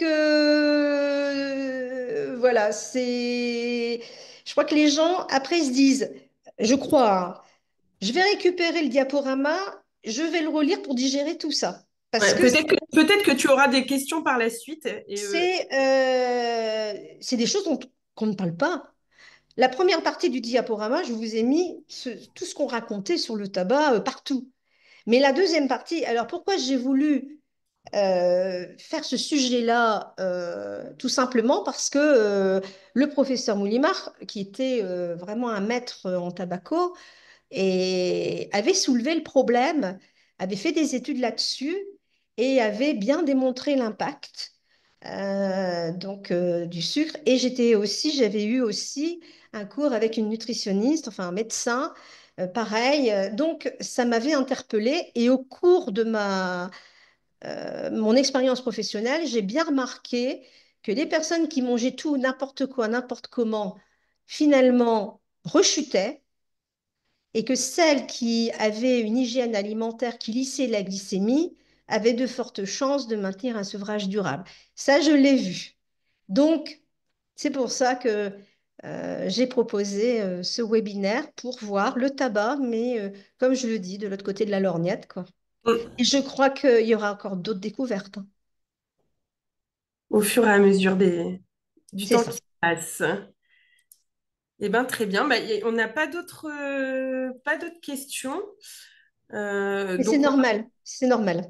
voilà. Mais alors, surtout, n'hésitez pas, si vous le souhaitez, poser vos questions après le webinaire, à nous envoyer un mail. On fera le lien avec Maryse pour répondre à toutes vos questions. Merci beaucoup, Maryse. Oui, Ah, merci bien. C'était un plaisir. Pour les ouais. questions, de grâce, hein, je suis tabacologue, je ne suis pas diabétologue, hein. Donc, Ouais, je crois on a bien hein, compris. voilà, hein. Euh, Euh, si ça a un rapport à la tabaco par rapport au sucre, ça, il n'y a aucun problème. Mais bon, il y a des gens qui parlent du diabète bien mieux que moi. non, c'était parfait Merci. et en tout cas très compréhensible toujours dans ta Oui, manière pédagogique oui, de oui, oui, j'ai voulu vulgariser un maximum. transmettre les Voilà. informations. Parce Donc, que il faut que vos patients comprennent le problème. Et pour qu'ils comprennent le problème, il faut l'expliquer avec des mots simples. Si c'est trop compliqué, ils adhéreront pas, tout simplement. hum, Donc, c'est ce que j'ai voulu faire par ce diapo, des mots simples. Voilà. Et c'était ça qui m'a demandé beaucoup de temps. Voilà, c'était bon, ben, c'était très bien. En tout cas, tu as beaucoup de remerciements je dans le vois. chat. Eh ben, en tout cas, merci beaucoup en tout cas. Et puis, vous aurez le webinaire, il n'y a pas de problème. Voilà, ouais, sur la chaîne YouTube de Haute-France Addiction, on va commencer à mettre les webinaires et le diaporama qui vous parviendra dans les prochains jours. Voilà. Merci Merci beaucoup. beaucoup. À très bientôt. Au Au revoir. revoir.